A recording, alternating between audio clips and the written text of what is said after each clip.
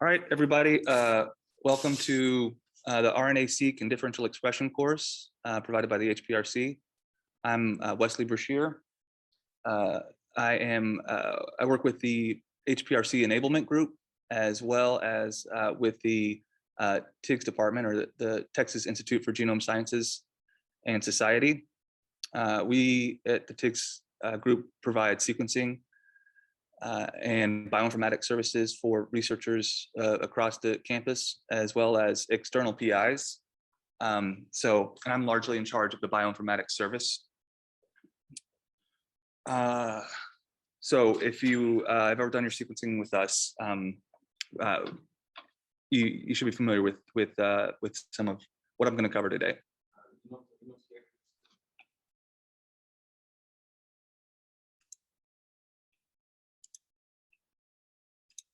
Did it cut it off? Okay.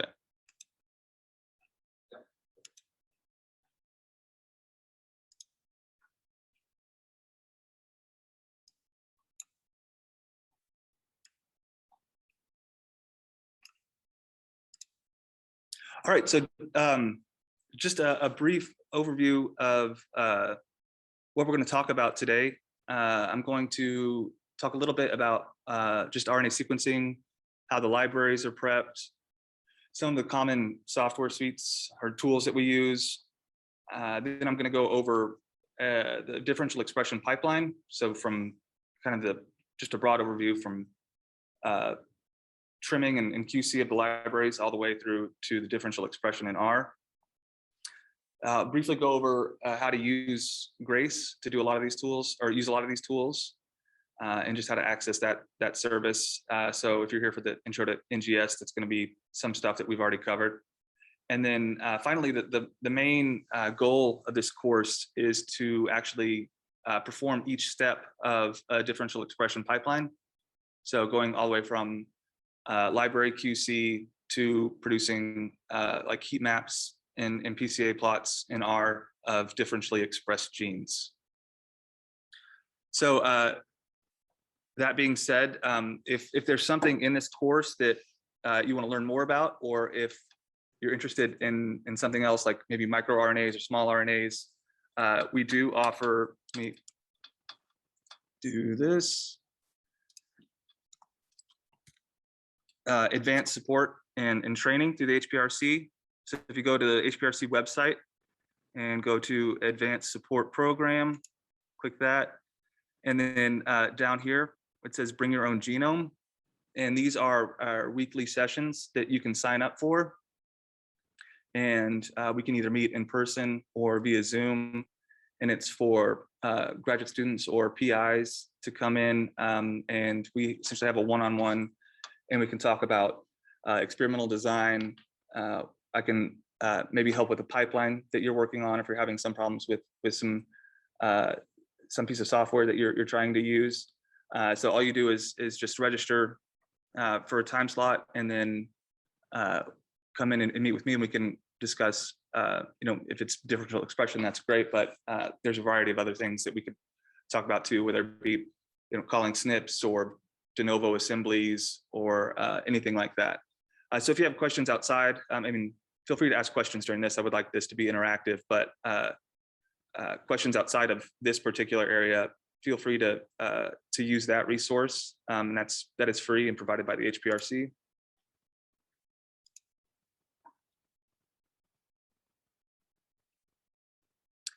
So RNA sequencing provides us quite a bit. As you can tell from the lecture today, or the title of the talk today, it does allow us to quantify and measure gene expression, and use that to detect differences between groups. So say a control group and another group that's been subjected to something, some sort of toxic element or even medicinal compound. It also allows us to annotate genomes, or we can just do full de novo assemblies of the transcriptome.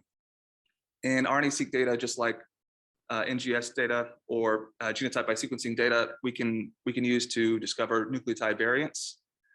And lastly, we can use RNA-seq data to actually scaffold genome assemblies. So whenever you do a de novo genome assembly, it'll produce, can produce thousands of contigs. And with the RNA-seq data, it allows us to span between contigs and bind those together to form scaffolds, making a more contiguous assembly. So here are some of the commonly used tools whenever we're dealing with RNA-seq data. For differential expression and transcript abundance, two of the most commonly used splice-aware aligners are HiSat2 and STAR. I prefer HiSat2. It's very fast and requires a little less memory than STAR, but STAR is a great aligner as well. A lot of people still use Top Hat. It's kind of a legacy program. So the authors of that program actually wrote HiSat2 and urge you to stop using Top Hat. It's deprecated. It's older and not as efficient and not as effective, but it is still commonly used. It's what a lot of people started out with, and they've just kept it in their pipelines. Along with Top Hat and HiSat, the same group of authors wrote cufflinks, cuffmerge, cuffdiff. It's a whole software package to align RNA-seq data and then build the transcripts, merge different alignment files or transcript builds, and then cuffdiff to look at differential expression. I think more commonly used now for differential expression are DE-seq2 and EDGE-R. These are both R packages that take in like count files or matrices and allow you to calculate differential expression between your groups. For transcriptome assembly, for de novo assembly, Trinity and Oasis and SOAP de novo trans are commonly used programs. We're not going to be discussing these in detail today, but like I mentioned earlier, feel free to register for that, bring your own genome, and if that's something that you're interested in, we can do. Genome annotation with RNA-seq data, what we typically do is use it to validate gene models that are built using predictive algorithms like NumNum or Maker that make annotations, and so it helps clean up the alignment and verify like splice sites and transcripts. For variant calling, like I said earlier, we can use it just like in whole genome NGS data, and just align our data and run it through the GATK program for variant calling, and actually have an RNA-seq mode in that. That's nice, and so we can very well or do a very good job of calling SNPs and even small indels using RNA-seq data. And for then, lastly, for that assembly scaffolding, LRNA scaffolder is a commonly used program. So briefly, how RNA-seq libraries are constructed. We'll extract total RNA from cells or a tissue population, and that produces a variety of species of RNA. So we have long non-coding RNAs, which are typically greater than 200 base pairs, but don't code for any proteins.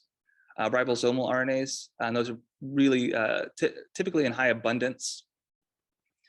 Small non-coding RNAs, I think the most typically what most people are interested in those are the microRNAs, but you also have like tRNAs and SNO RNAs and things like that. And finally, mRNAs, which do get translated into proteins, and those are polyadenylated. And so depending on what you want to look at, you'll isolate these RNA species in different ways. So if you're just interested in mRNAs, you can do a poly A selection, and that's going to enrich for things that have been polyadenylated. You can also do a ribosomal depletion, which clears away a lot of the ribosomal RNA and leaves you with both mRNA and the long non-coding RNA. And finally, if you're interested in small RNAs, you can do a size selection and pull out those small RNA sequences to sequence those. After you've isolated your RNA species, what you're going to do is convert those to cDNA, and then you can use those to ligate your adapters and do your PCR amplification, and you're ready for sequencing. So, any questions so far? All right. So whenever we're doing differential expression, there are some things that we need to consider. First might be sequencing depth. So ENCODE, or the project that annotated the human genome, is a massive project with many collaborators. They had a minimum requirement of 30 million aligned reads per replicate. To get that, Illumina suggests 30 to 60 million reads per sample or per replicate. So whenever we're aligning RNA-seq libraries, it's if you've got a very high quality genome and a really nice RNA-seq library with no contamination, that hasn't been fragmented, you can get in the 90% alignment rates.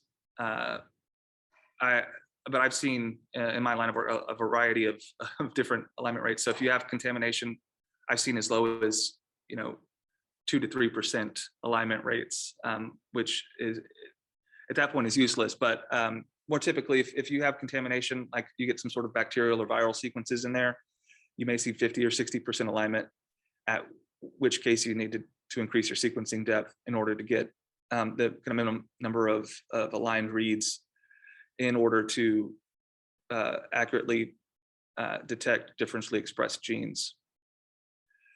More importantly than sequencing depth is replicate number. So what you typically see in the literature is a minimum of 3 replicates per condition. And this study, Sturch et al. Found that with just 3 replicates per condition, you'll recover 20 to 40% of the differentially expressed genes. Those are going to be like the most differentially expressed genes, or the highly differentiated ones. But they recommend a minimum of 6 per condition, and actually would recommend 12 to recover all the differentially expressed genes. So this is not typically done because it is very costly to do such high replicate numbers. But in the ideal circumstances, you want to really increase your replicate number as much as you can. So, and there are different types of replicates that you can use. So there are biological replicates, which are taken from different individuals. So say if you have mice, exposed in the placenta to alcohol, you'll take, ones from different individual mice. And then you can also have technical replicates, which are samples taken from the same individual. So you'll still take it from the same tissue, but you create libraries independently, like using the same tissue. And so that gives you the technical variability that pops up whenever you're constructing RNA-seq libraries. Biological replicates are much greater at increasing your statistical power than our technical replicates, because they have both the biological variability that you'll see, between individuals, which is always there, as well as that technical variability.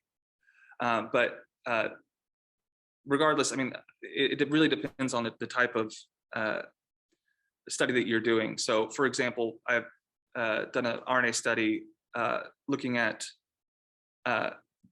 expression in tiger testes, which is, you can imagine, is a hard tissue to come by. So we had to use technical replicates for that. And we're still able to, look at differential expression. But commonly, if you're wanting to really increase your statistical power, biological replicates would be the way to go. So here is the basic pipeline for differential expression. We start off with looking at doing quality control on RNA-seq libraries when they come off the sequencer.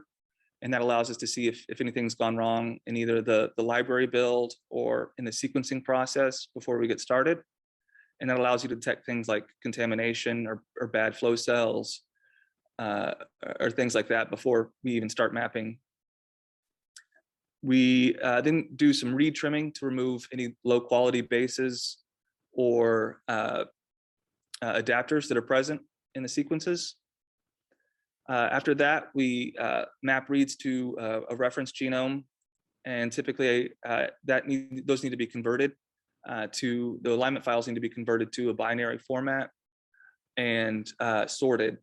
You can sort two ways, either based on the read position, so where it's mapping to in the genome, or by read name.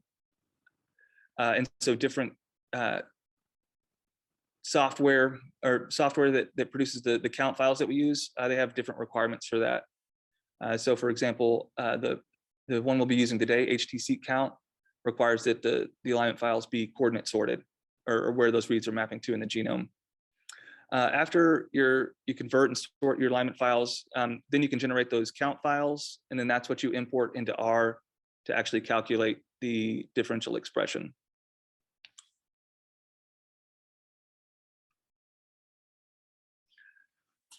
So we'll briefly go over options for accessing and using GRACE. First is the HPRC portal, which is web browser based. And so you can just log on to the HPRC website, make your way to the portal, and you can access the interactive GUI apps, the graphical user interface apps, or the command line through this web-based way. It's really the best option for using, if you want to use the GUI apps on GRACE, it's a really good tool. So things like RStudio that we're going to be using today, or IGV, which is a genome browser, which allows you to open your genome, look at it, look at the annotation. You can import your alignment files, and that particular program uses a lot of memory. So it's good to have some heavy hardware behind that allows you to do that, and GRACE does. So you can log in with say 48 gigabytes of RAM, and you can really load in your alignment files and look at them. Another way to access GRACE is through the Unix command line. You do need to know some basic Unix and Slurm to submit your jobs.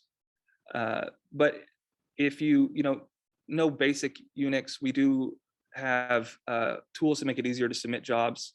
You know how to do that. Those are the template scripts for submitting like very common jobs, things like mapping reads or trimming. And I'll show you guys how to use those today. To do this, though, you do need an SSH client on your Windows computer, such as MOBA Xterm, or you can just use the HPRC portal and the Unix command line. And lastly, there's the HPRC Maroon Galaxy, which is again, web browser based. And what this is essentially is it takes a lot of the tools that are typically run via command line. So say something like Bowtie or HiSat2 or Star, and it makes it more of a point and click. So it's kind of an intermediate GUI type application. In order to use this, you'll need, first of all, an HPRC account, which you guys should have. And then you'll have to request an additional Galaxy account after that. And if there are any tools or anything that you want that can be added from the Galaxy tool shed, if you want to create a custom tool, then just email the help desk at HPRC and they can get that taken care of. Michael Dickens is runs that, and he's very responsive and really good at helping users with Galaxy. So all these slides have been posted to the events webpage on HPRC. So just briefly, since we had that question in chat.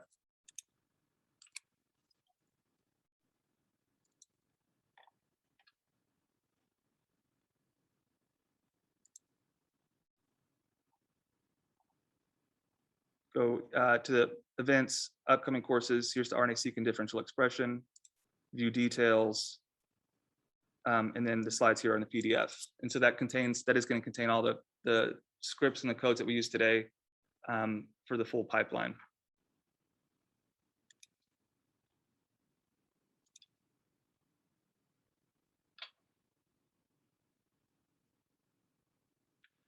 Let's see here. All right. So this is an example of using the MOBA-X term to connect to Grace. Have you guys all connected and used Grace before? Okay. All right, great. Well, we'll learn how to do it today. All right. So this is a program that allows you to SSH into Grace. And essentially, you'll install this program. And to start, you click session. In your remote host, you'll type in grace.hprc.tamu.edu. And right here, your username is going to put your net ID. And what's great about this tool is that X11 is enabled by default. If you're using like a Mac and just want to SSH in through terminal, you'll have to have the --X flag to enable X11. And what X11 does is it allows you to look at images or edit text with a GUI when you're through or on Grace, rather.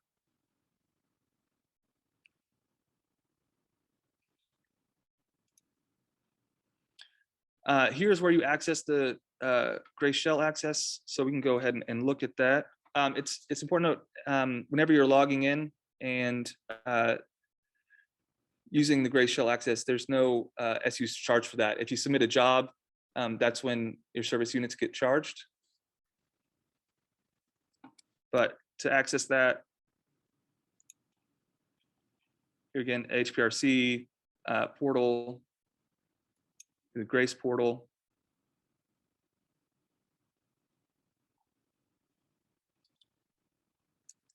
So now we've got all of our like interactive apps. So it's like RStudio, which is the one we'll be using today. IGV, which is another one that you'll use if you're going to be doing differential expression analysis, just to visualize your data.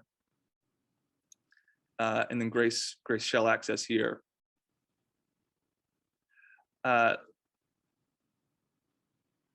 So let's go ahead and I'm going to log into Grace just to kind of show you what it looks like. Do you have a HPRC account?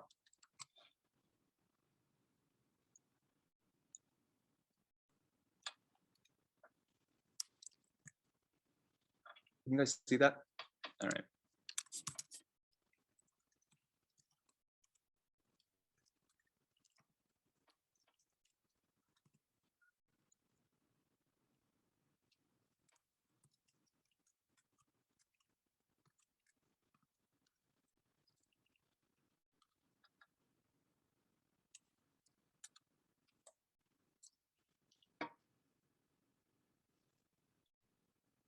And this is the same thing that you'll be seeing if you use the Grace portal. The terminal will look the same.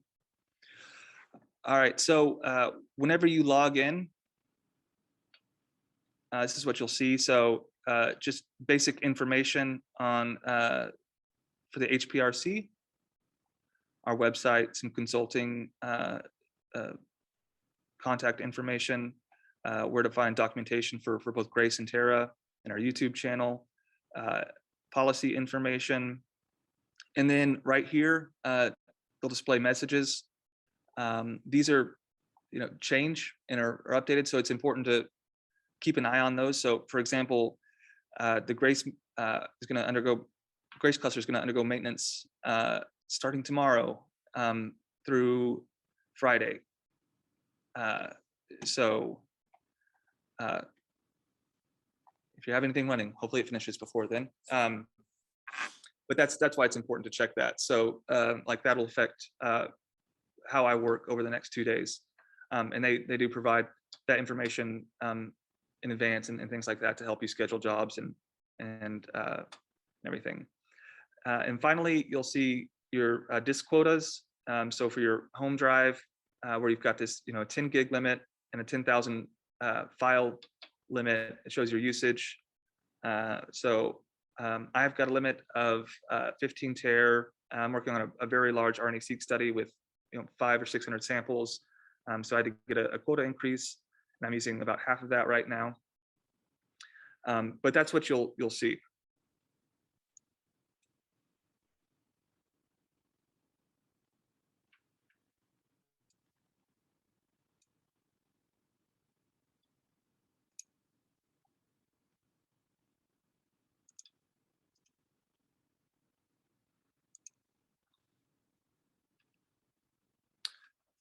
So there are a lot of different NGS tools available on Grace, and you can find them either on the wiki page. So you can go check that out. So here, hprc.tamu.edu/wiki/bioinformatics, and Dr. Dickens has these all kind of organized by category or thing that you want to accomplish. We're doing RNA-seq, so let's click on that. You can see, like we talked about earlier, de novo assembly. We could use Trinity here, differential expression, a bunch of different of the tools that are available. Sequence alignments. So for RNA-seq here, STAR, HiSat2, things like that. We can also look at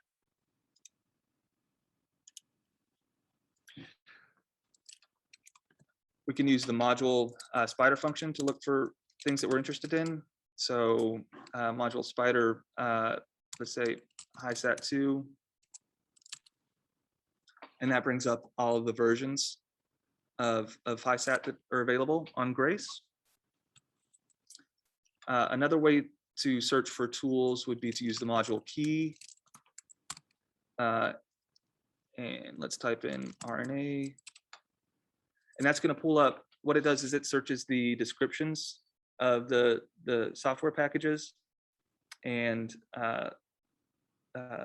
anything that has RNA in the description of the package, it'll bring up and show you. So you can see there's a lot of things that it brings up.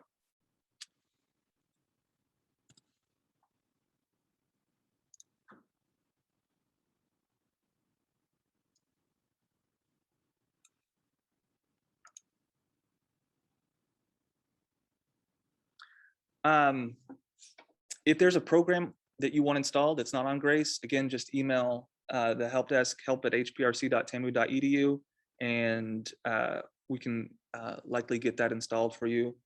And fairly quickly as well, if it's not an overly complicated process.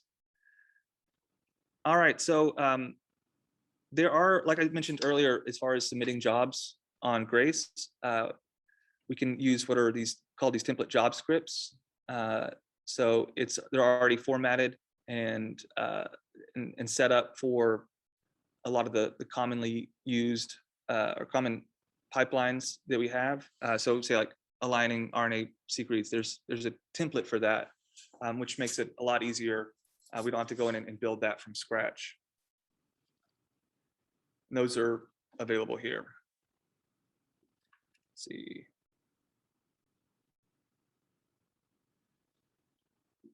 So, for example, here's one for Grace, and we can see that FastQC, which is a quality control program for looking at RNA and DNA-seq libraries, and we have these templates available for running this. Go here. All right, and here is the script, and we can go in and modify, however we need. If you want to just copy and paste this into a text file on your laptop, you just click raw, and we can do that.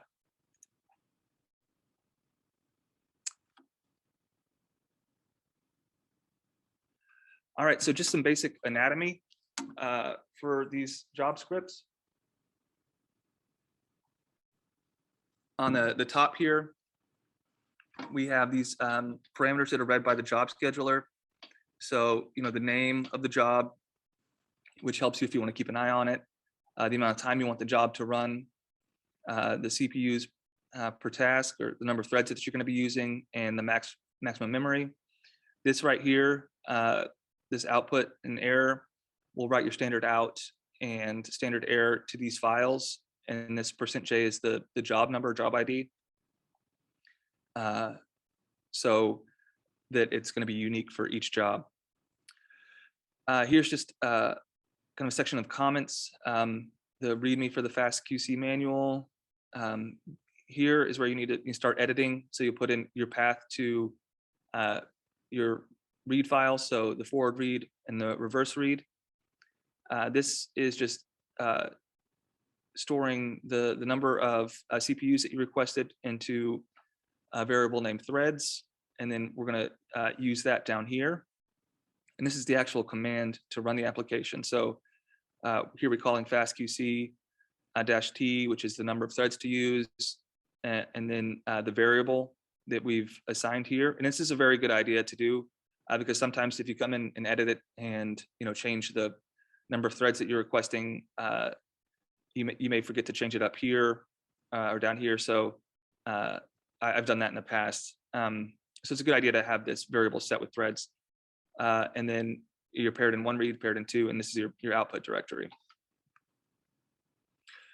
Just briefly, we'll be using the temp directory today. It's a very good idea. It helps save space on Grace whenever you're running jobs, especially jobs that produce either a lot of files or have very large files. What it does is it stores things in a temporary directory that gets deleted once the job ends. A temp directory is automatically assigned for each job, which uses the disks on the compute node. It's not on the Scratch shared file system. But we'll get some more experience with that. We'll be using that today, and I'll point that out whenever we do. All right, so this is where we start to get interactive. Are there any questions up to this point? If you have any questions over what we've covered, or just RNA-seq in general.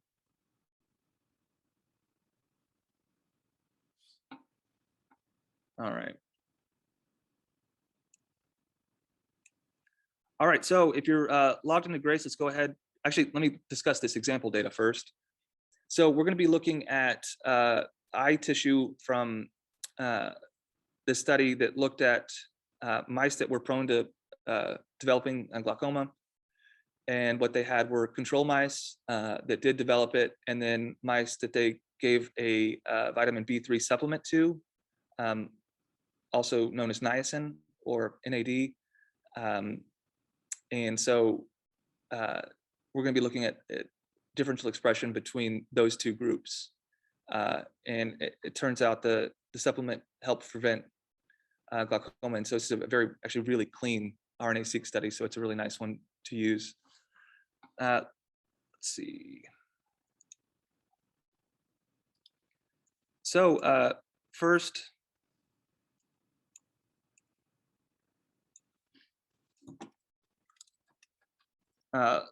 we've logged in already.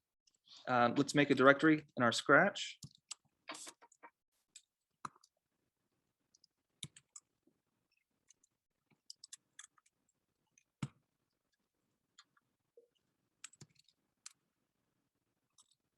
Then let's move to that directory.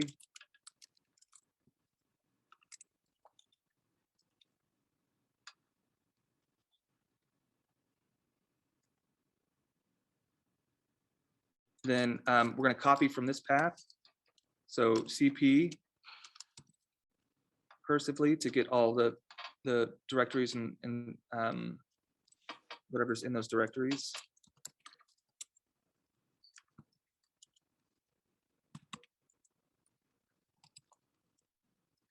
And then this asterisk just copies all the contents of the directory into our current working directory instead of just copying the entire directory itself. And the period there, that just stands for where we want to copy the files to, which is our current working directory where we're at.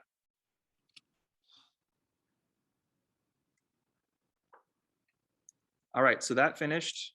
And then we can do ls to list the contents. So here we've got two RNA-seq files. So the forward read and reverse read for one of the samples that's involved in this study. And this is just a subset of the data. So what I'm planning on doing is walking through trimming and mapping this subset of reads, and going all the way through that process with these. And then I've provided all the way through generating account file for this these paired in library.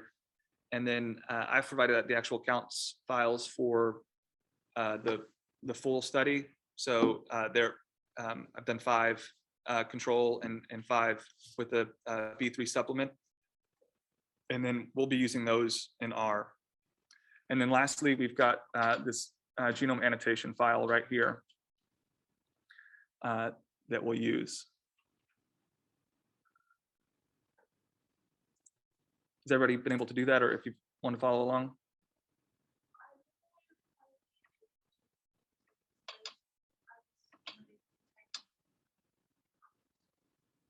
You weren't able to type in your, it won't show up when you're typing.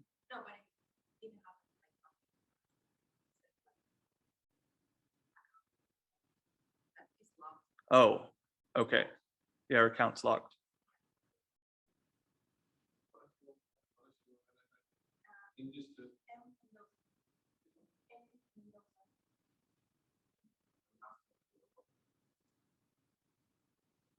Okay, everybody on Zoom good?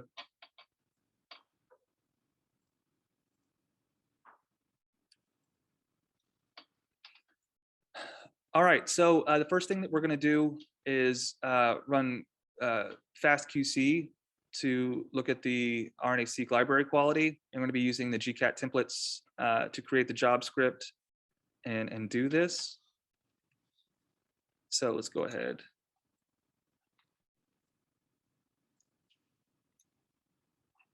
Actually,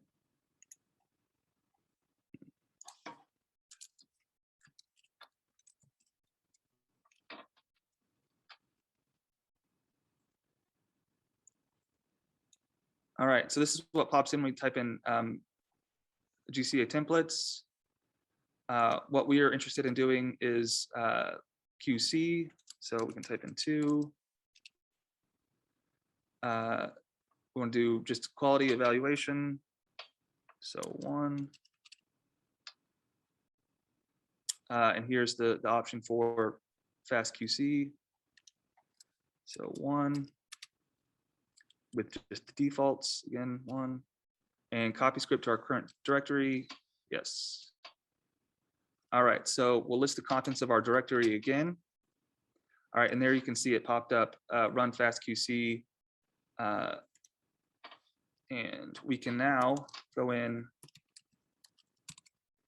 and since we've enabled X11, we can run gedit, which is a text editor.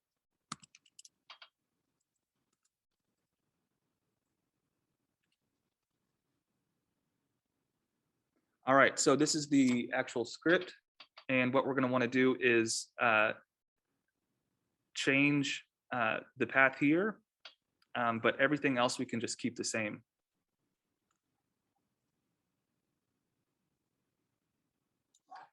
So ours would be scratch/user, your net ID,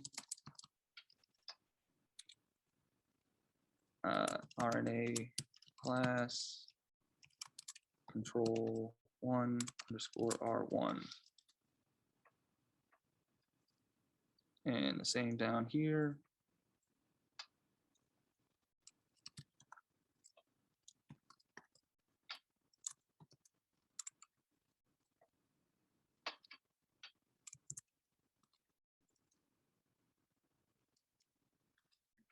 All right, and let's just double check to make sure we got the names and paths right. Control 1 R1 and control R2 fastq.gz and scratch user W brochure RNA class. All right. And we can click save. Close that.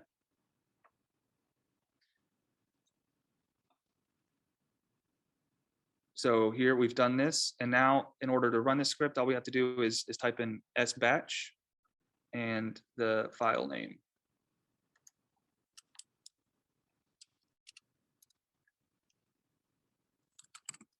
So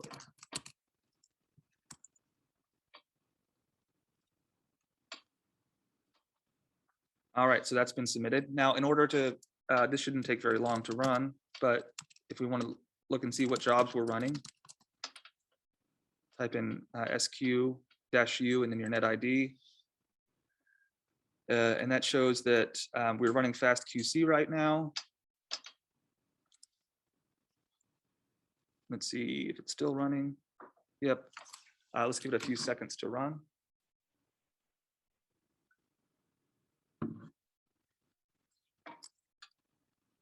All right, so we can now see that it's finished.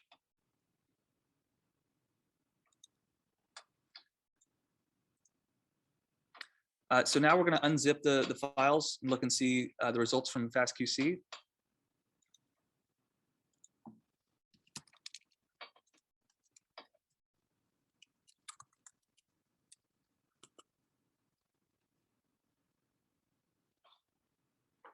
All right, and to look at these, we can use a couple of different tools.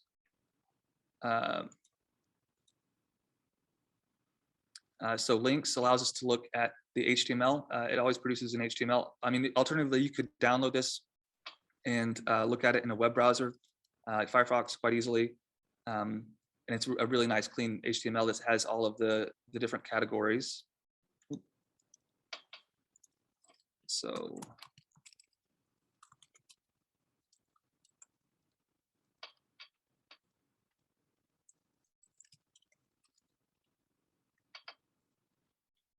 all right, and so you can see now that we have these a summary of the different categories. So it passed, basic statistics, per base sequence quality is fine. The tile quality, so the actual flow cell that the RNA-seq library was run on was a good quality. And you can see all these different per base sequence content. GC content's fine. And we did fail overrepresented sequences. All right, and so if we click on that, we can see that this sequence and this sequence are popping up quite a bit. It's pretty high, 3.34%, and we can see that it's actually an adapter. So we know that we need to trim that sequence out. All right, and then down here is everything on how to kind of use links. So we'll quit now. Yes. All right, in the next, we can actually look at the images produced by FastQC.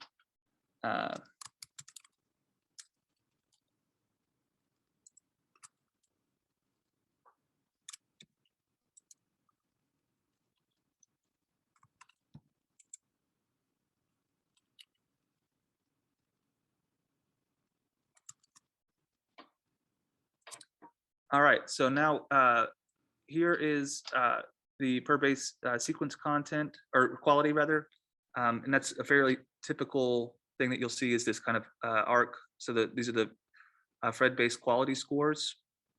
I'll go over those in just a little bit. Then we can just click through and see this is the per nucleotide sequence content, and this is a little messy.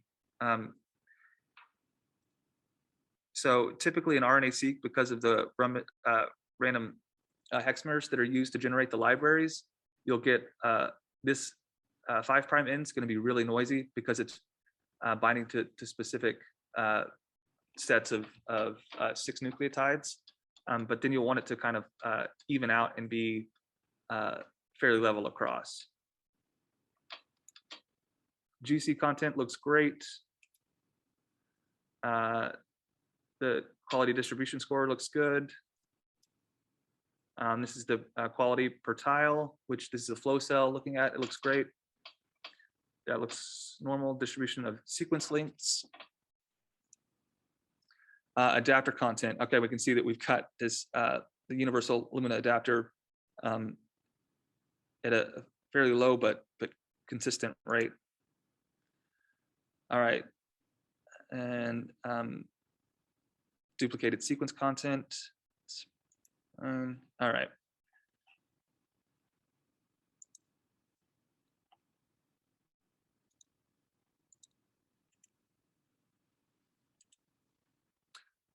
All right, so this is just to go over more about the per base sequence quality. Like I said, this is a fairly typical pattern.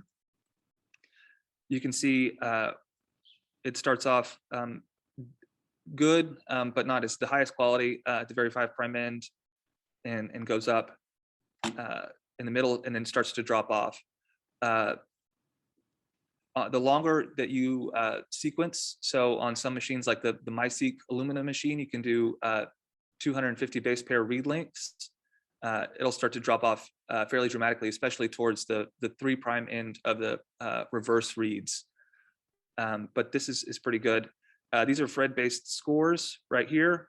So essentially, they're log-based, which a score of 10 means you have a 1 in 10 chance of that read being an error. 1 in 20 is, or 20 is 1 in 100. 30 is 1 in 1,000, and 40 is 1 in 10,000. So we're going to like 99.99% correct right there. So any questions on that? The typical cutoff for that you use would probably be 20 for trimming. If you want to, just really high quality and kind of severe trimming, you can increase that. This is the basic FastQ format. So this is what you're, if we opened up those, either one of those paired in FastQ files, this is what you'd see. And it's got, each sequence has 4 lines. We've got the name of the sequence here, the actual sequence itself, and this @ and then the name denotes that the sequence will be following. When it's the plus symbol in the name or just the plus symbol, then it's the quality scores. And each of these represents a different quality score, 0 to 40. And so for each read, you get 4 lines. The FastQC output takes the average quality score over, starting with just, position 1 and shows you, and it gives you the median, upper quartiles, and then lower quartile, and then the extremes. And so if we go and look back here, we can see that on the 3' end, it does dip down quite low. Some of these extremes do. So that those will be trimmed out whenever we do our trimming. So that's a base pair 1. And it goes like that for the first 10 base pairs, and then it starts to bin. So you're getting the average of these 5 nucleotide equality right there. So just some examples of failed QC experiments to know what to watch out for.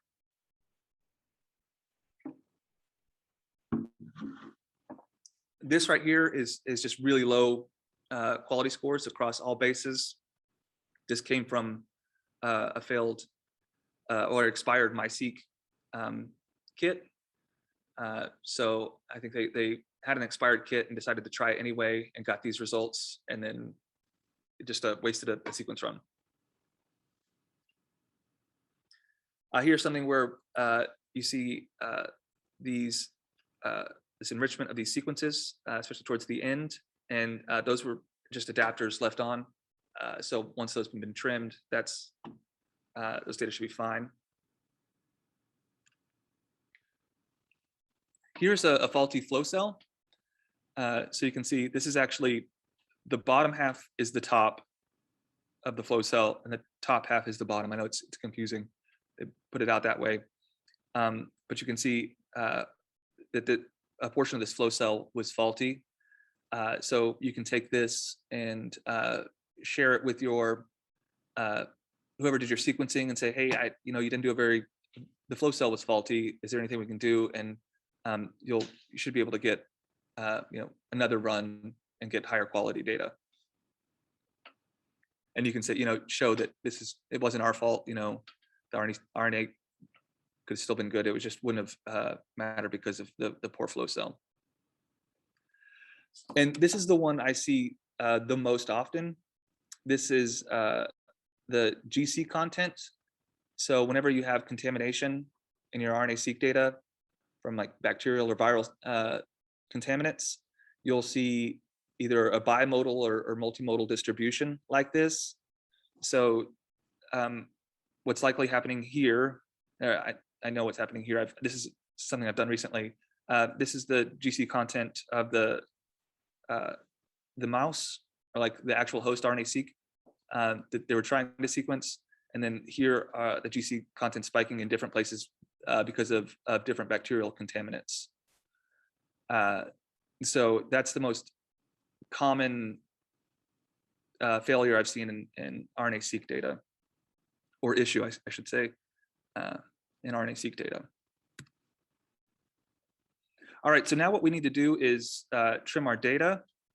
And so what we're going to be doing, since this is just a subset of the data today, a lot of what we're going to be doing is just running things on the compute node because it won't take long. We should note that the compute node is for short jobs, less than an hour long, that don't require a lot of RAM or CPUs or anything like that. So, but since this is a subset of the data, we'll just be using the compute nodes. All right, so we're just remove any modules I may have had loaded. Now let's look for, we're going to be using a program called Trim Galore, which is actually from the same group that does FastQC. And so it's really nice because you can actually call FastQC in your Trim Galore to look at the data. All right, so module spider Trim Galore. So I can see we've got a few different options here. Now what we need to do is do the same thing, but module spider, give it the specific version that we want to use to see if there's any other things that we need to load with it.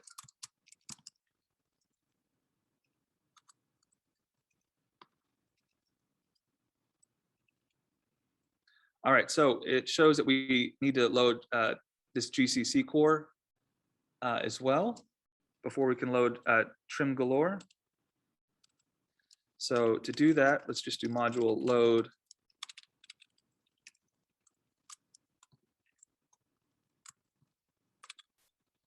No.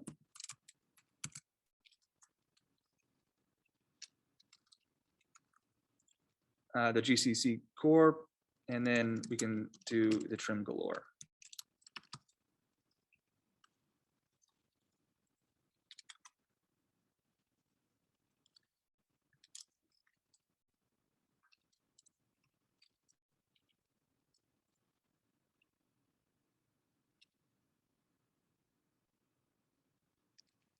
All right, and then the command for this, we just type in Trim Galore. We need to tell it that our reads are paired. And we can type in FastQC, and that's going to trim the reads and then automatically run FastQC on the trimmed and validated reads. And then we just give it our two FastQ files.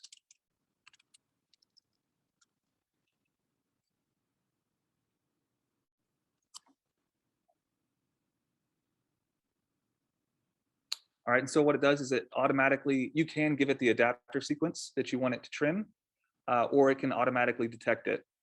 And so we just used a very basic command to just do really light trimming.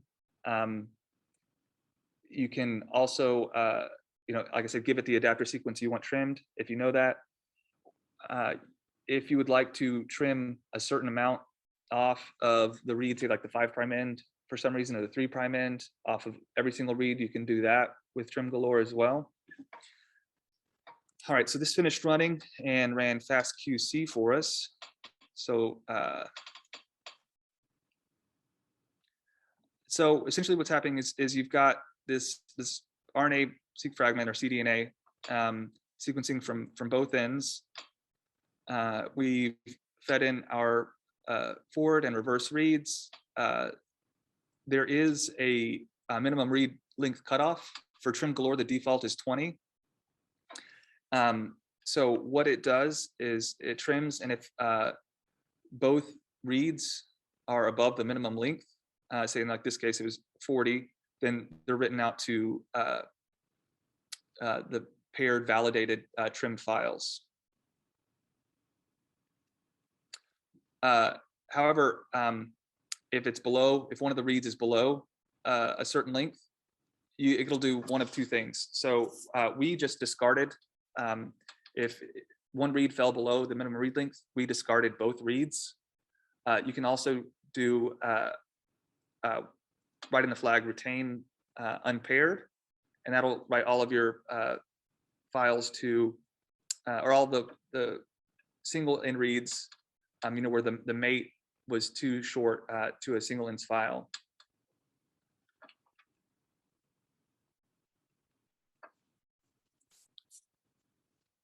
All right, so let's go ahead and look at the results here. All right, we ran FastQC while we were running trim galore, so we don't need to worry about the first two.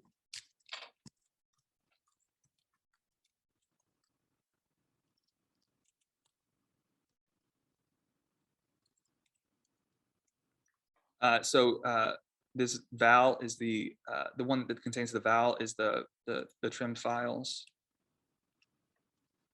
And again, we can use the same command EOG to look at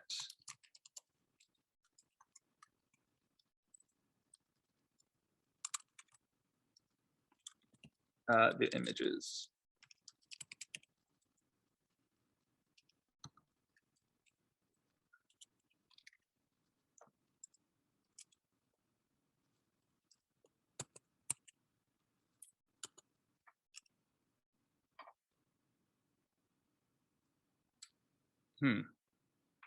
All right, having a problem here. Let me log back in and see if fix this.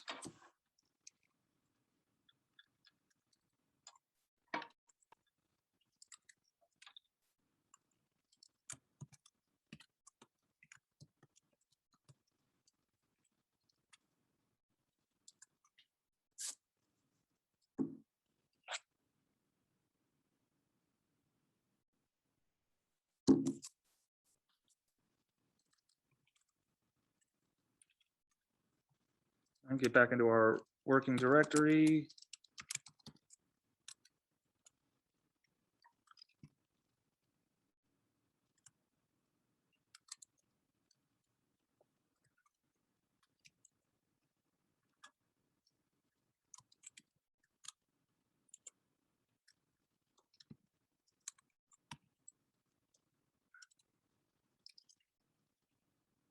Okay, so you can see, compared to our run before trimming of FastQC, that a lot of these outliers have been trimmed off, and our quality scores have, in general, gone up. We've removed a lot of the lower quality nucleotides.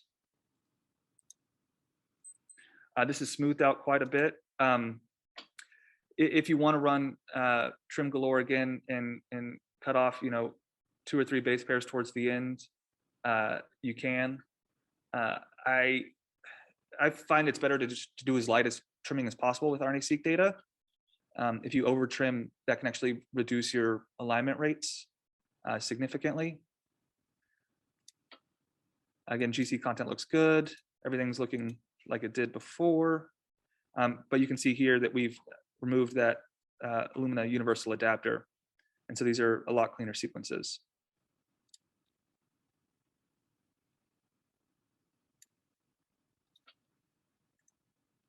So again, just showing that this is before and after. still showing that same pattern of good quality, but not the best towards the 5' and then coming up again, going back down, but not quite as low on the 3' end. All right, so next what we're gonna do is use HiSat2 to align the reads to our reference genome. So let's do that.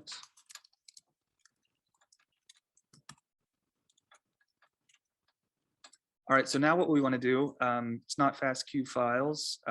We want to, let's do sequence alignments. So type in 10. And we're going to be aligning mRNA reads to a reference. So 2, there's HiSat2. And it is a paired in library. That's what that PE stands for. So 1.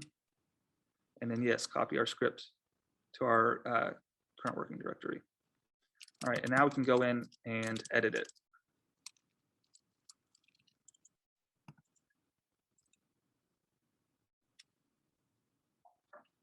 All right, so we're going to need to edit quite a few things. So our paired in files, we'll need to edit those. And then our genome index. And lastly, this read group information. It says that cannot open display. Okay, that means you don't have the X11 enabled? I did log in using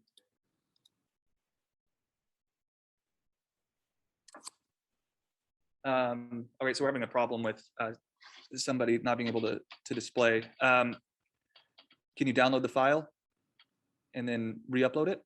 Yeah. Okay, yeah, that's actually typically what I do. Anyway, so we'll do that, or you can do that.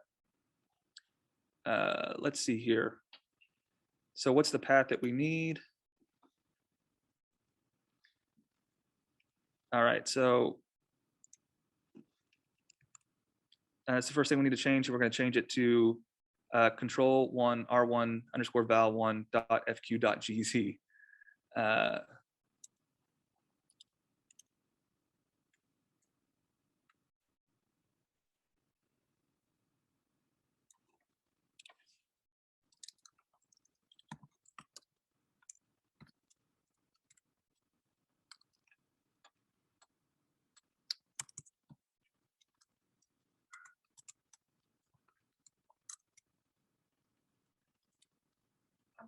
All right, let's check that again.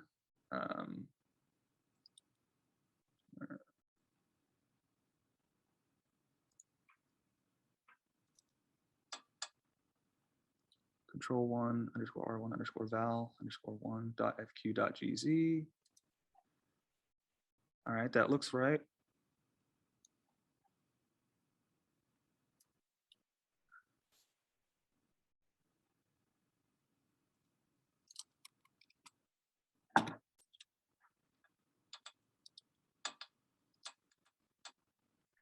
All right, and we can just change this here. All right, so that's got both of our read files that we're interested, or that we want to map. Yeah. All right, next thing we want to do is change the genome index prefix. So, okay.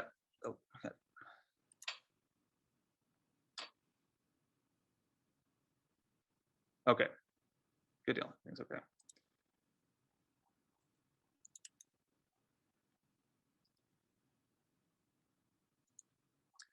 All right.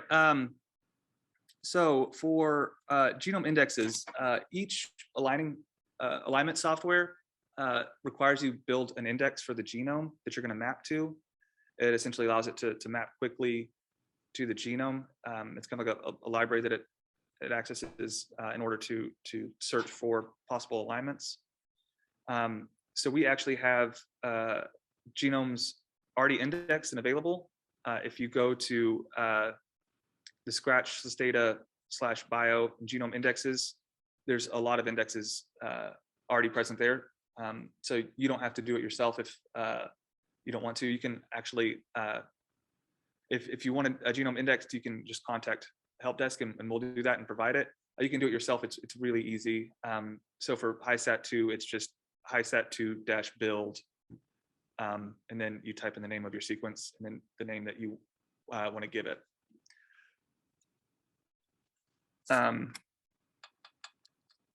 Hold on. But to make this easy, let's just copy this.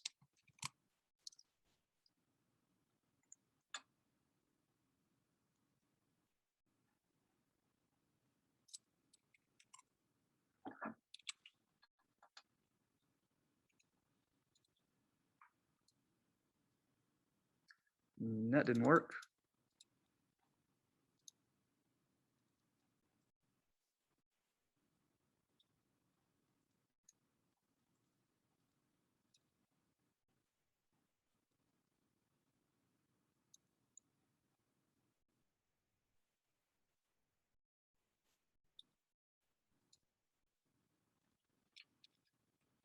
All right. So this is the path to the RefSeq assembly of mus musculus, the current build, which is 16.35.27.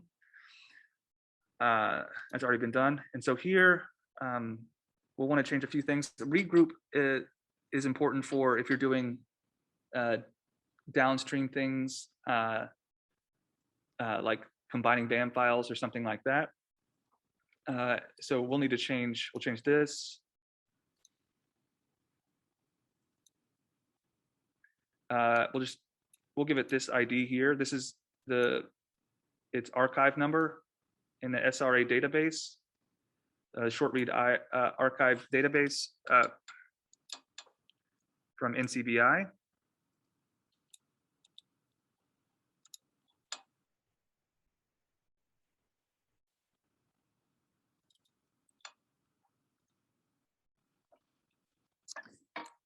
Library type is fine. Platform, it was Lumina, that's fine. And then we'll just name it control 1.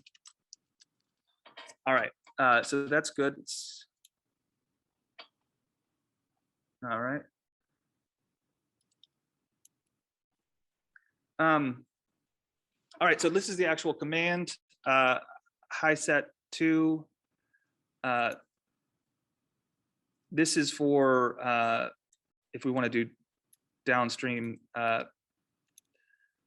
transcript assembly with another program, so we don't need that. P is the number of threads. The regroup ID, this is all that regroup information. The -X, this is the genome index we want to run it to. Q, we're telling it that we're giving it FastQ files. -1, the forward read. -2, the reverse read. And -S, this is the actual alignment file that's going to be writing out to. The way Dr. Dickens set this up is really nice, though. It's writing to the tempter that we discussed earlier. And then what it's doing, instead of us having to go in and do the manual conversion and sorting, he's reading that out of the tempter and into a BAM file that's sorted into our current working directory. So let's save this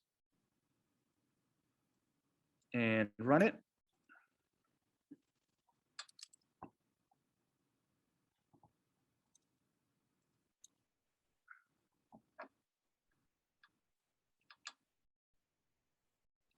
All right.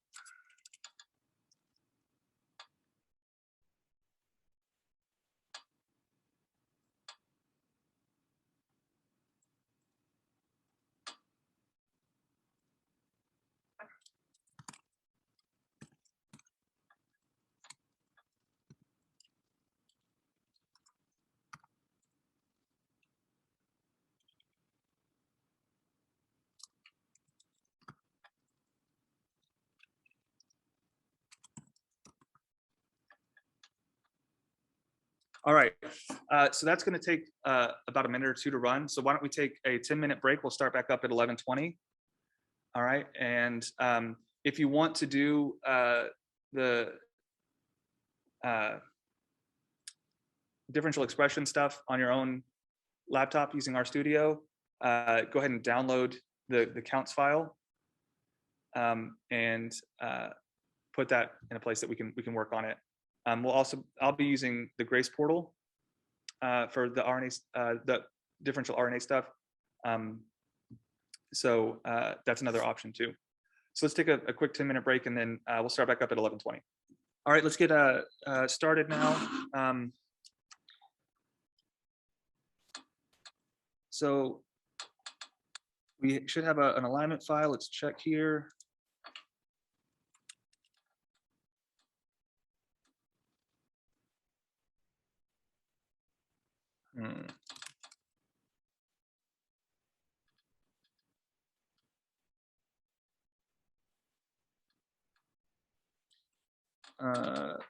Let's look at the standard error to see if something went wrong.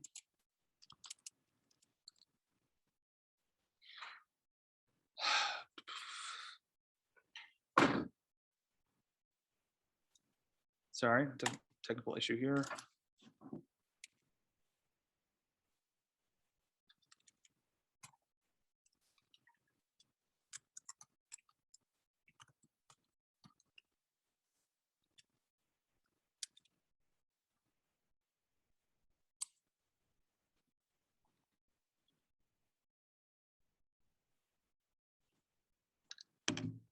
All right, now go back to our working directory.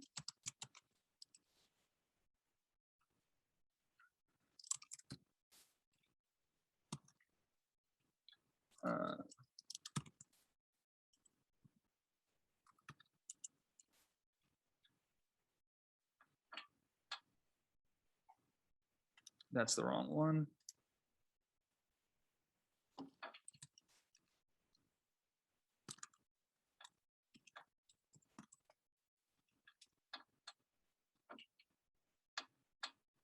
All right, so it's pending. So their job hasn't run yet.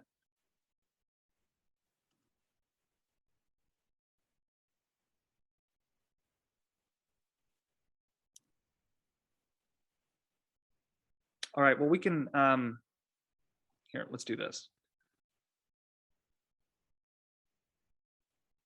So that should run, should have run a minute or two.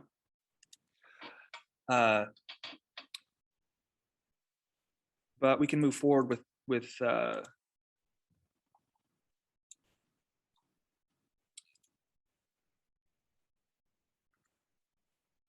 so let's just do this. Okay, so after the alignment file, once we've generated our BAM, the next step would be to generate these count files.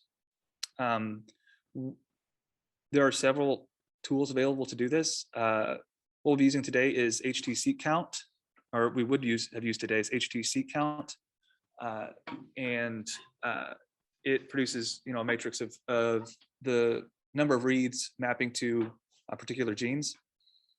And another option though is the summarize overlaps, which is a package or a command from the genomics alignment package in R. And what it does is it generates the DE-seq2 data object, or what we use to calculate differential expression from the BAM files that are listed in your current working directory. So that's a really nice tool. It's one that I frequently use. But once that command is complete, we can run, or we could have run this HT-seq count. So all it is we got to load the proper modules, which we've already gone over. First, we'll need to index the BAM file. So that's just samtools index. And then we can run HT-seq count. The format, it's in BAM. How it's sorted. So this is just position sorted. This I is telling it what to count. So we can say exons or genes. We're counting by gene. The alignment file, the GFF, the annotation file, and then we write that out to a counts. And then once we have those counts files for all of the samples, then we can go into R and do differential expression. So we'll just pretend that that ran correctly or finished running. And we've done this because now I have we have the counts files available in the directory that or the contents that we copied to our Scratch directory. So I just wanted to share this as a really nice vignette on how to use DE-seq2. It has multiple examples of reading data in from several different count generators. So that's the link there. And then I'm going to be kind of typing in and going through all these, but all of the commands that we'll be using today are in the presentation. And so you can copy those from the course website if you want to, but I'm going to be switching over to RStudio now.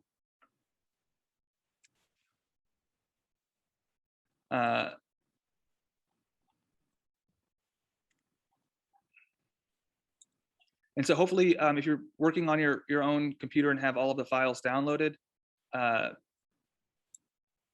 you can do RStudio there.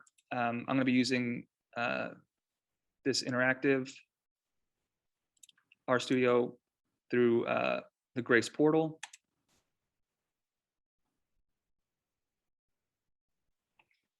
And so this is what it looks like. You can pick which version. We'll just stick with 3.6.3. The number of hours that you want to use RStudio for. You don't need it for that many hours. Number of cores you want to use and the memory. So make sure you set these to 2 and 8 is sufficient. And that's it. And then we hit launch. So the session's starting. Once this is started, we'll be able to click on it.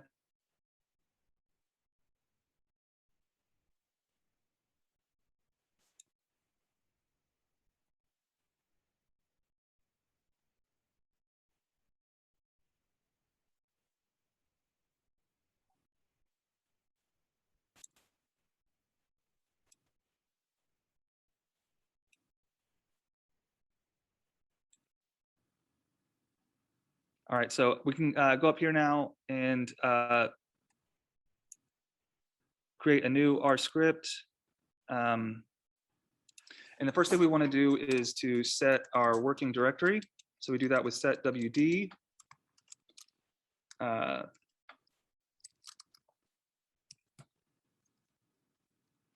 And then the full path to our directory where we're working.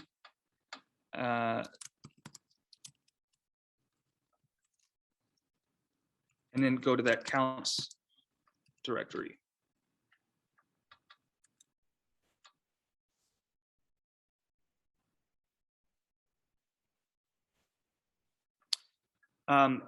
You may need to install some packages. We're going to be using DE-seq2, ggplot,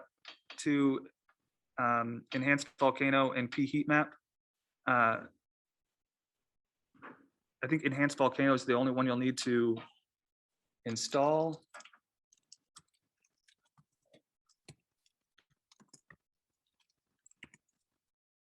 So just search for enhanced Volcano.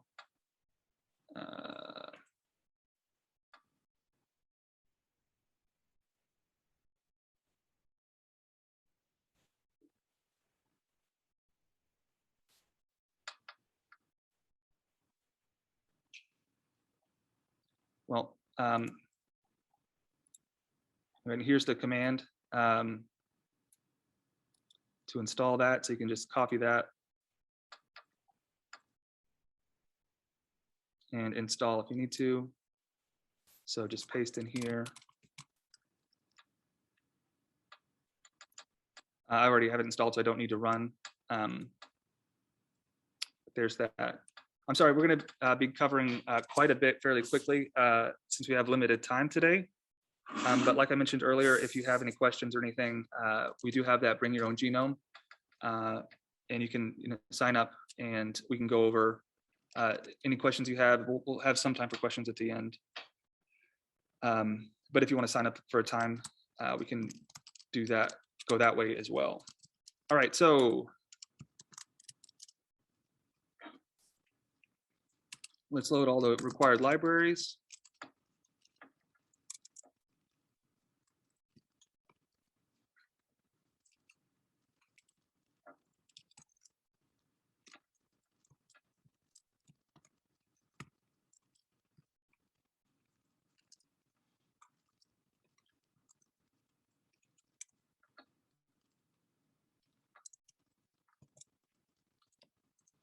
We are going to be offering an R short course coming up, so that I think that's already been posted.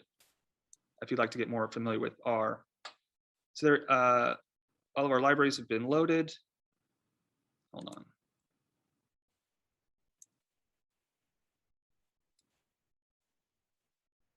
Let's redo this.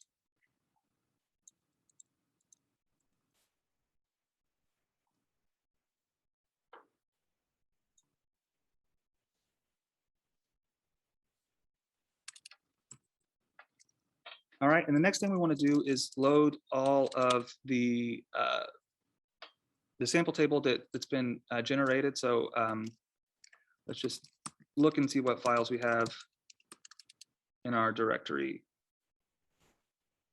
So you can see here we've got the counts files for each one of the controls, as well as the NAD samples, and then the sample table .csv. So we want to load that sample table in. We use the read CSV function.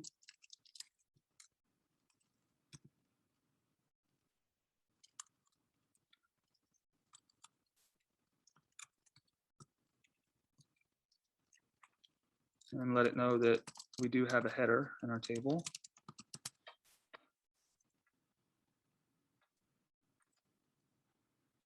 We want to look at this. Just run that, and so you can see that we've got this table. It's got the sample name, so control 1 through 5, and NAD 1 through 5.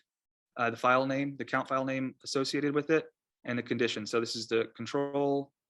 This is the NAD supplement. We next need to convert that to a data frame. And we can just use the as data frame function for that.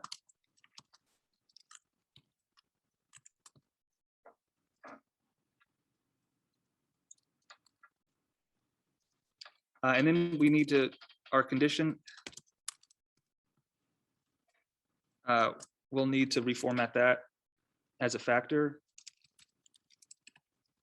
because DE-seq has trouble sometimes with different symbols and things within the your condition. Like it doesn't like plus symbols and things like that. So if we convert it to a factor, we shouldn't have any problems.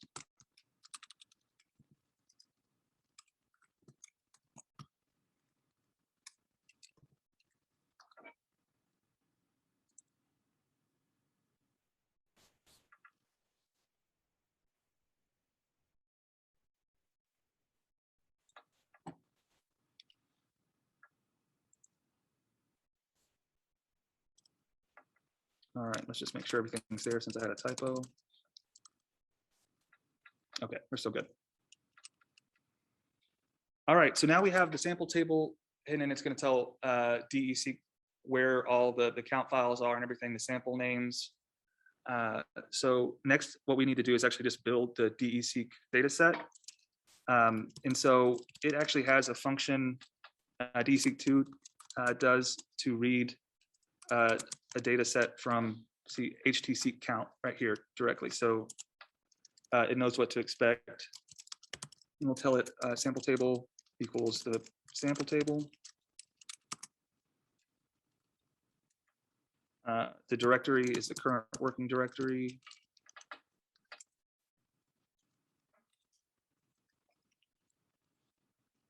And the design is we're going to be comparing between conditions.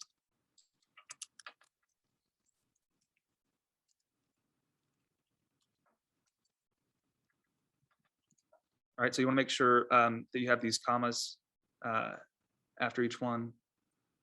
Let's run this and see what happens.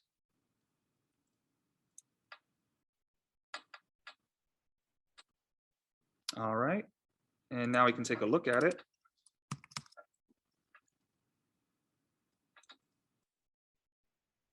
All right, so this is now a type of DE-seq data set.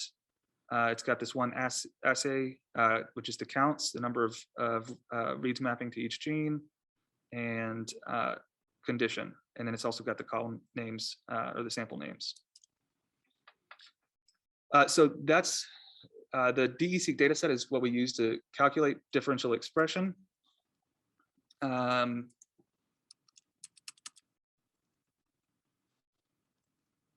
Next, we need to filter out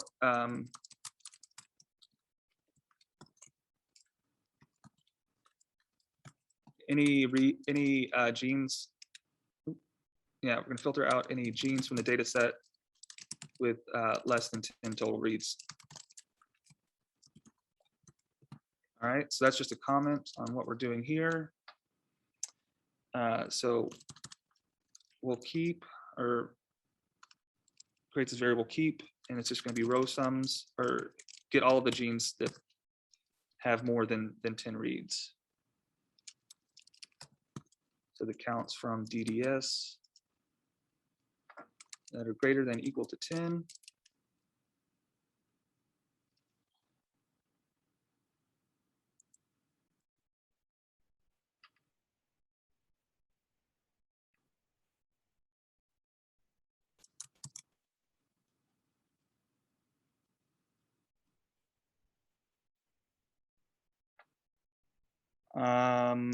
Oh.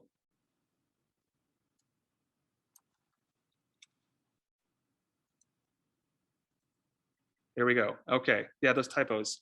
Sometimes it's, well, always it's easier to copy and paste if you have the code available. So now we're saying that DDS is now just the ones that we want to keep.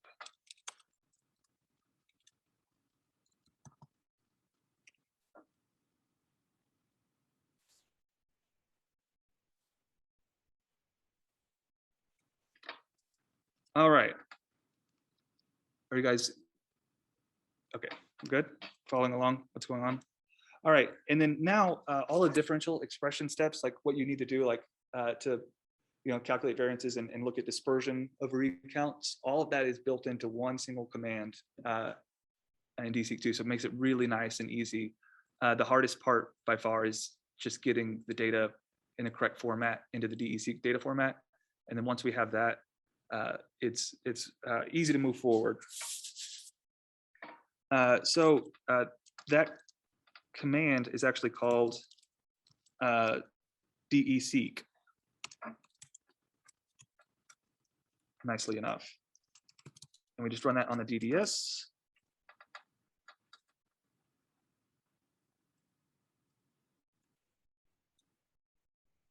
So you can see it's doing this estimating size factors, dispersions, doing the model and testing, and it's done. So now we'll assign the results from the DDS to its own name.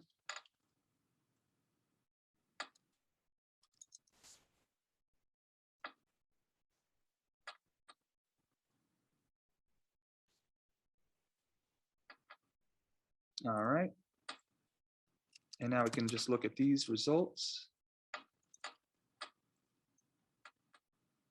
All right, great. And so what we have here are essentially the estimates of differential expression for each gene.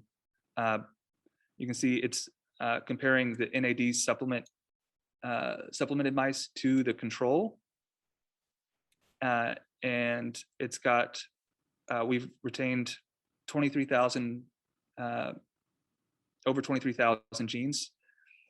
So what each of these are this is the actually mean number of reads across all samples.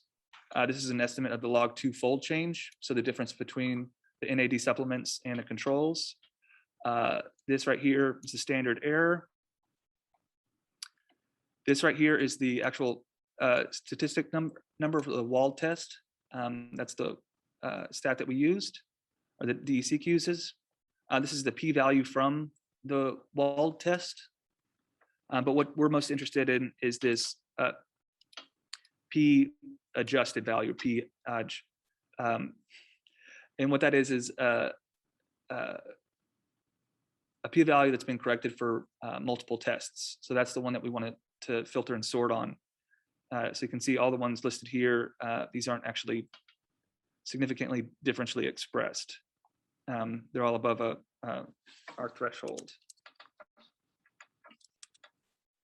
All right, so now we actually have all of our differentially expressed genes. Let's look and see how much of these, how many genes are significantly differentially expressed.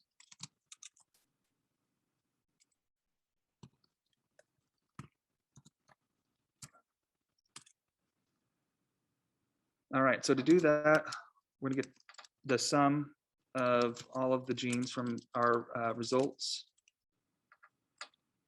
where the P adjusted value is less than 0.05, and remove anything that's they weren't able to calculate the P adjusted value for.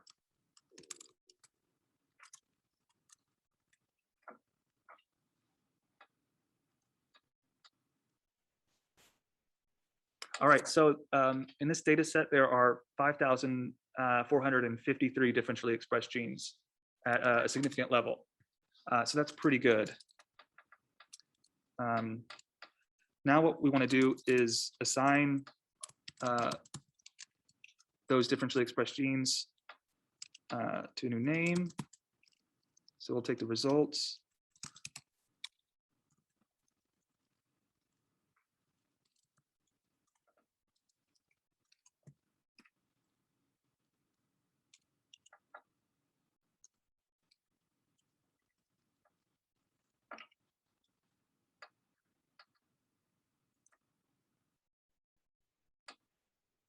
All right, so now all of those 5,000 plus genes are in this sig genes, significant genes.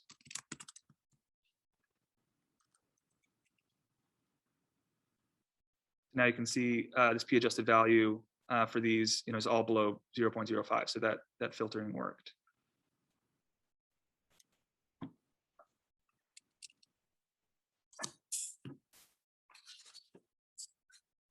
All right, so now, actually, what you'll likely want to do is write these all to file so that you have a nice CSV that's got all of your differentially expressed genes in it to do, any sort of downstream analysis as you want outside of R. So what we want to do is use the write CSV function. We need to tell it what to write. That. Give it the name of the file we want it to write to.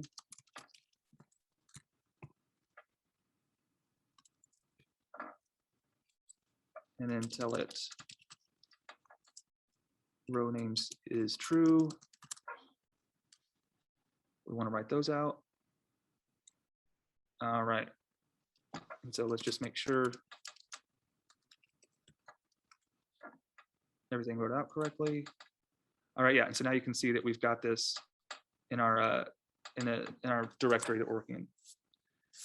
All right, so that's it. We've calculated differential expression, right? So that's awesome. Now we want to generate some plots to further visualize the data. And some common plots, the ones we're going to be covering are PCA plots, Volcano plots, and lastly, we'll be doing Heatmap if we have time. All right, so let's first do this.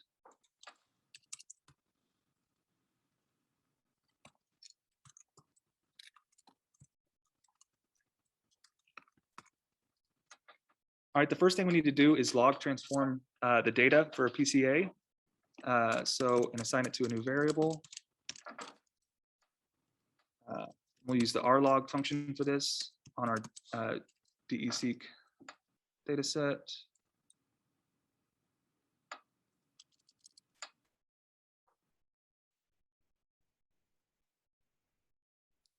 The next thing we want to do is calculate the row variances.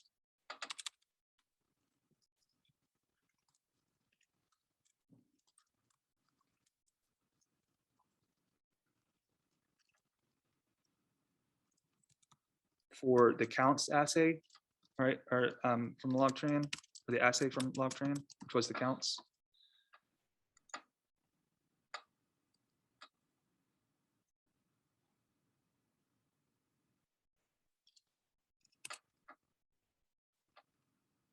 Then we're gonna select the rows with the most variance in order to do a PCA so we can see the differences between the groups.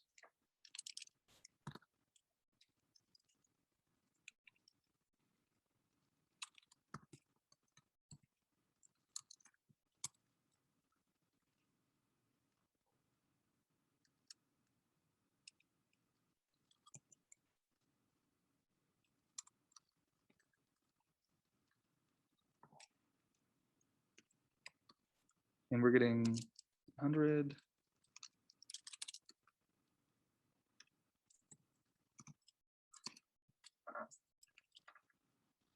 All right.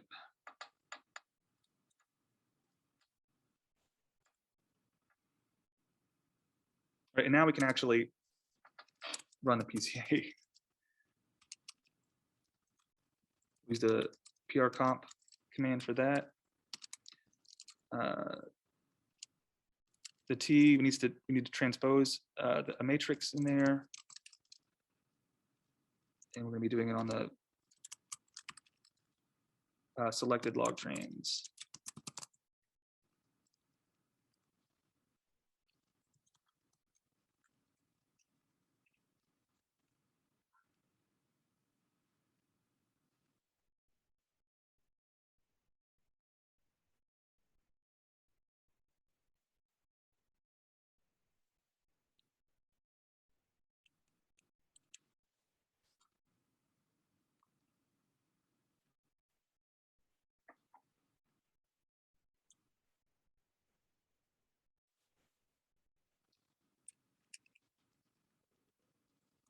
All right, so we have C.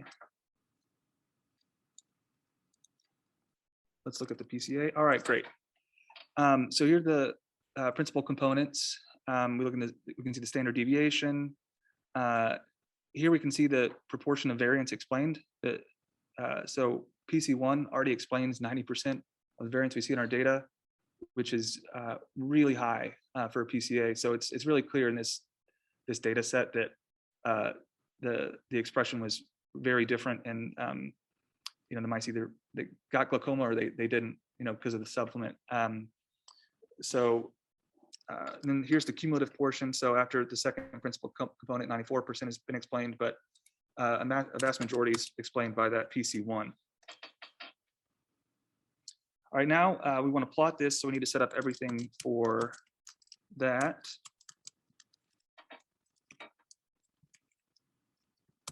And here, all we're doing is getting these numbers right here, proportion of variance explained by each component, and putting them in a new variable and rounding them up to make it look nice for the plot.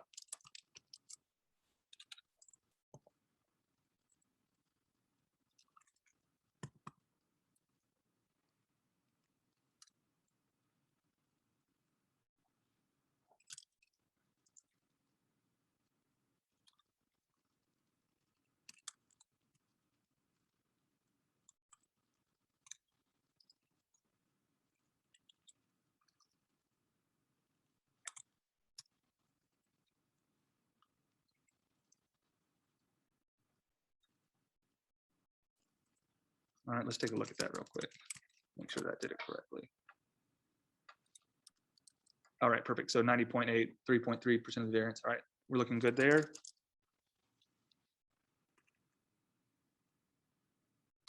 Next, we need to convert the component loadings to a data frame and assign that to a new variable.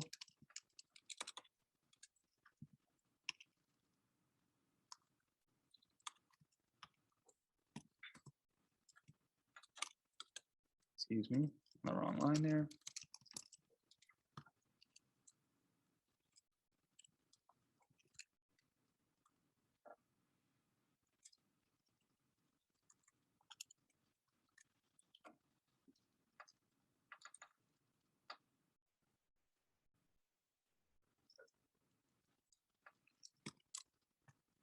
All right, and then we want to combine this new variable with our sample table so that it has all the it's like sample name information and everything so that we can plot that.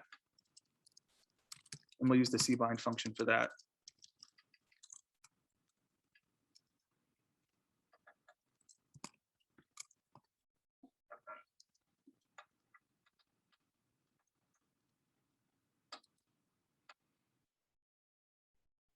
All right, so now let's just take a look.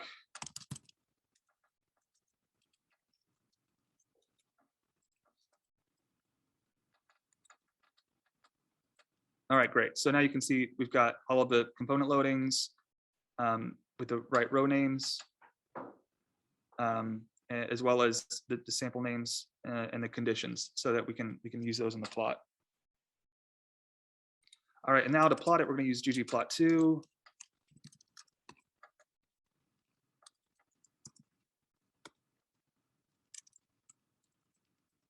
Tell it what to plot. Tell it what to plot from the data that we gave it.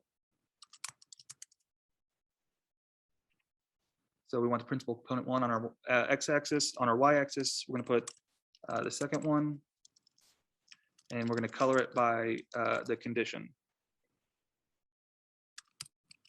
So whether it received the that supplement or not. Then tell it how big to make the points.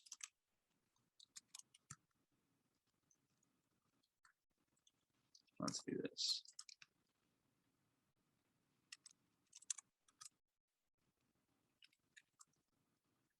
Now we're going to make labels. So on the X, we're going to create this string for it to use as a label.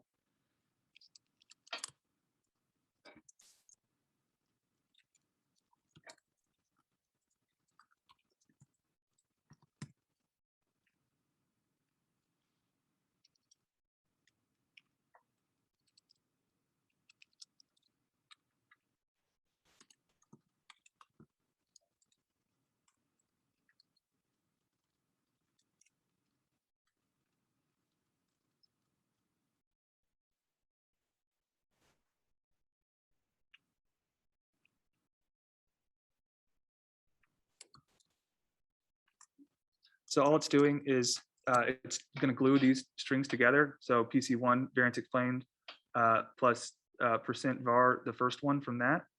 And then give it a percentage symbol at the end.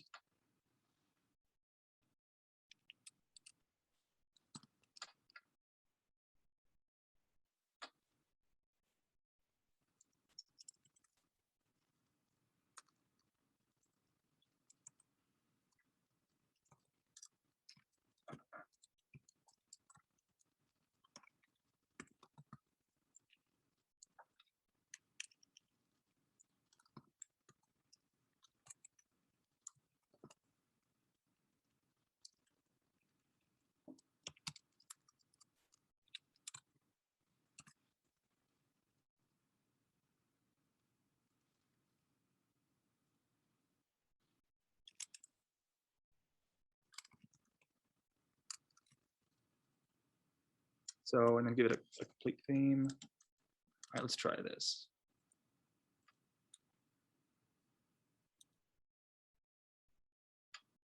All right, so we generated a plot. Let's just preview this. It looks better in PDF outside of the portal.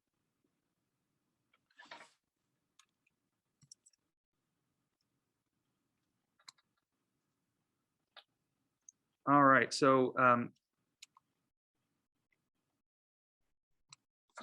you see we have the variance explained down here, that we labeled 90.8%.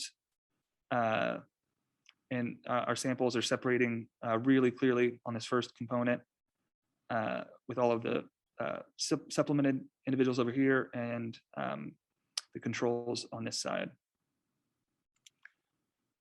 All right, Okay, and so you can see that there's not a space in between explained and 3.3% or between 90.8% down there.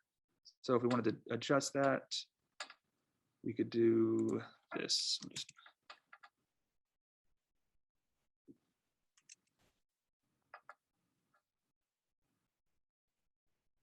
And rerun it.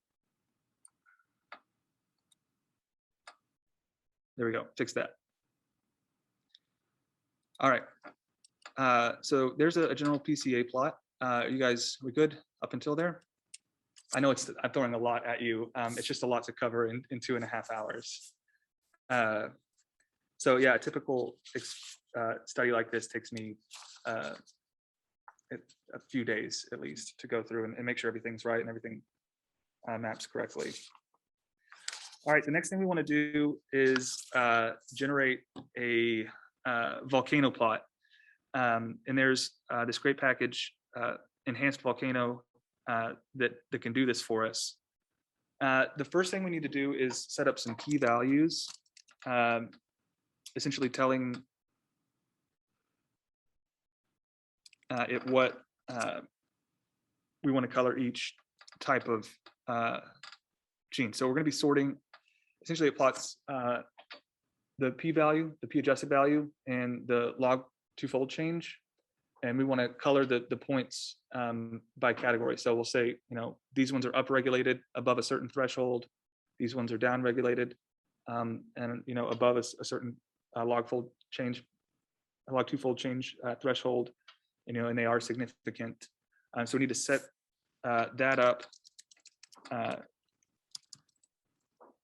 so that we can tell Enhanced Volcano.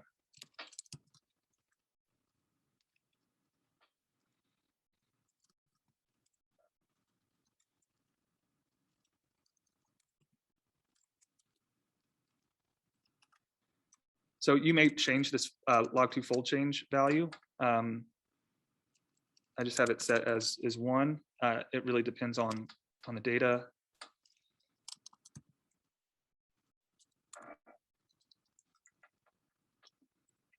I'm going to tell it it needs to be greater than or equal to 1, and the p-adjusted needs to be less than or equal to 0.05. And we'll say that's significantly upregulated, right? And we'll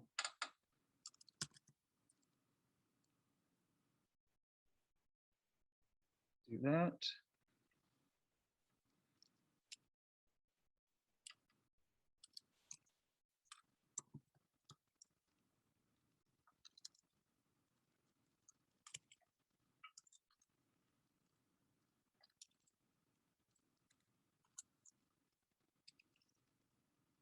Now we want to get the ones that are significantly downregulated.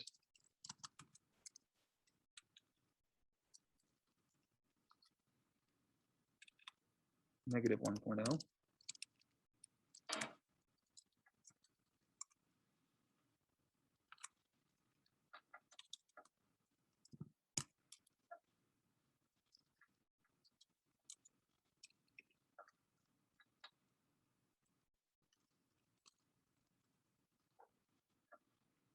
Those will be labeled green, and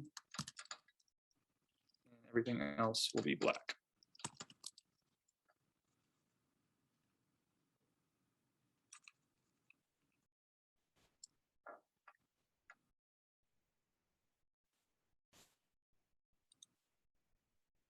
All right, awesome.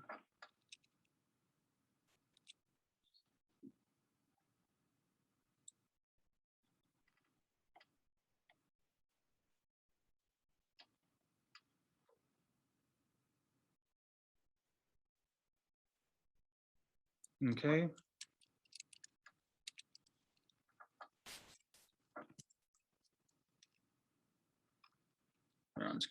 We are running out of time, so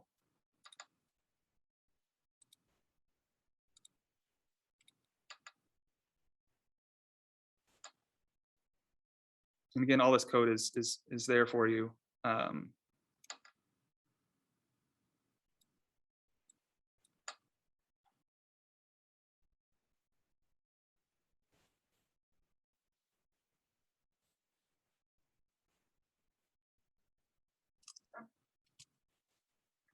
All right, so now, all right, so what we've done is send all of these that are NA, where they weren't able to calculate a p-adjusted value, all those dots are going to be black. Anything that's significantly upregulated, that has a log two-fold change greater than 1 and a p-adjusted value less than 0.05, those are going to be in red. Downregulated in green, and the ones that aren't significant, black.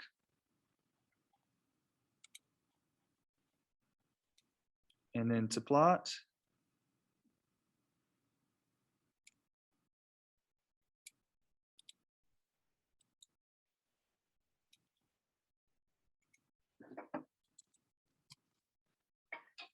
all right, so we're telling Enhanced Volcano what we want to plot, which is our results from our differential expression. The labels for those are going to be the row names, the gene names. X-axis is going to be the log two-fold change, the Y is the p-adjusted, and then we're telling it our p cutoff and our fold change cutoff, the sizes of everything. The color custom, this is our key values. That's the thing that we created. And telling it not to draw connectors. So let's run this.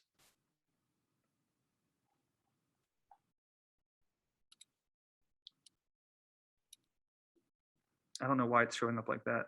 I think it's.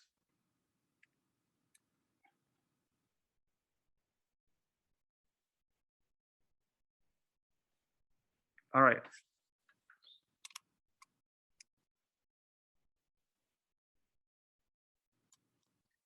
So this is our volcano plot. Essentially, this is our cutoff for fold change. So above and below. And then this is our p-value. So you can see these are all the ones with the lowest p-values. And so that's a really nice, clear volcano plot.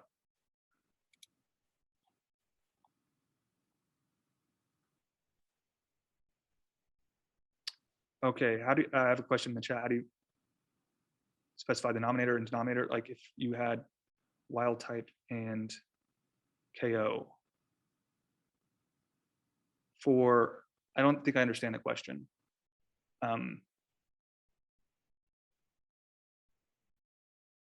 That doesn't really apply to the volcano plots because it's, they're, here.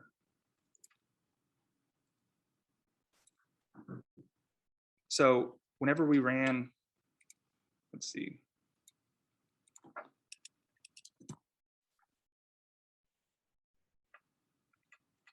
So our results are showing that it's, you know, the NAD plus versus the control. So these are ones that are upregulated in the NAD supplemented ones. I think, does that answer the question? See on the Zoom chat.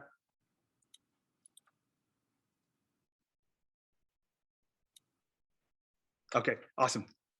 Yes. I have a question. Is there any better way to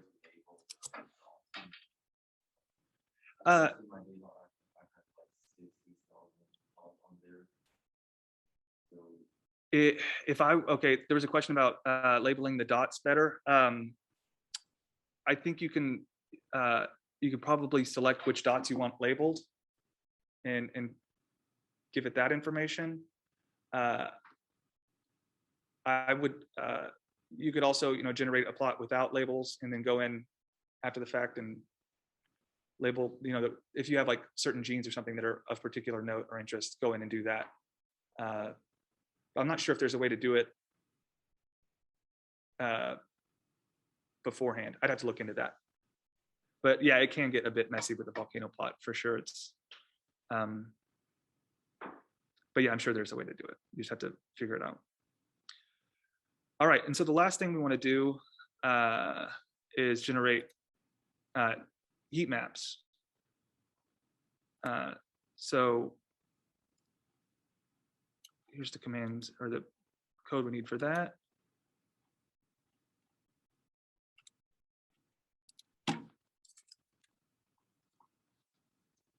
Oh, about the first question that we had regarding the direction of down versus up, you can actually change that. There in the DE-seq 2 vignette, there is a small section on reordering, if in case if it for some reason does control versus your treatment and you want it to go the other way, there's a way to reorder that. All right, so we're just going to get our results reordered based on the p-adjusted value. All right, and so this right here, we're just pulling out what to map or what to plot. And for this particular data set, this is what I always adjust when I'm doing different RNA-seq experiments to get the heat map. So there are a lot of differentially expressed genes at really high log2 fold changes. So we're just going to grab the ones that are more than 6.5. So, or downregulated more than 6.5.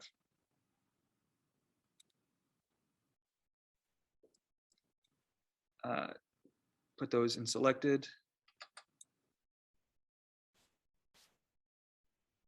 All right, and then we want to transform data. And then lastly, this is calling it.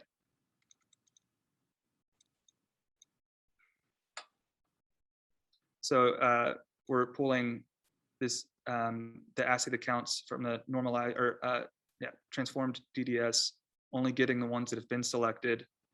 We're telling it to cluster the rows, show row names is equal to true, cluster the columns. So it clusters both the rows and the columns based on expression profiles or read count profiles.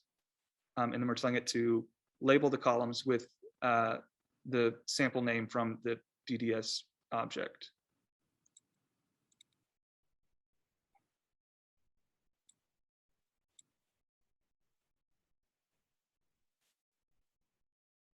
All right.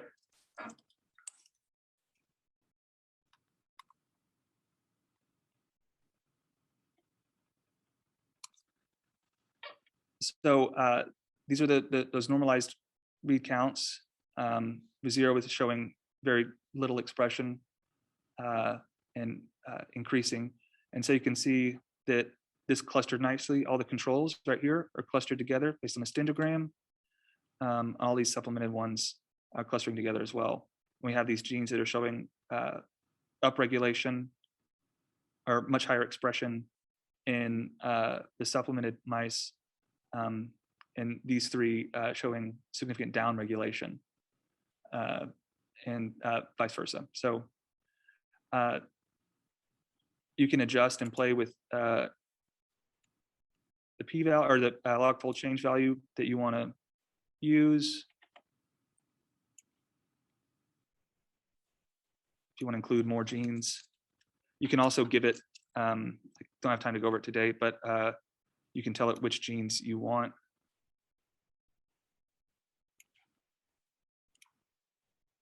So, it's just too many. So adjust it and play with it like that. All right, I mean, we're running out of time. Somebody's coming in the room soon. So if there are any questions, we can go over. This is about all I was going to cover today. No? All right. Anybody on the Zoom have any questions?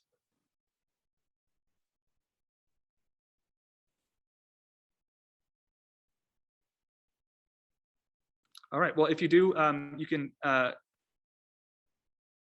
email me or contact the help desk. And again, I want to point out that we do have that those Wednesdays that you can sign up for times to come to the Bring Your Own Genome. All right. Well, thank you, everybody.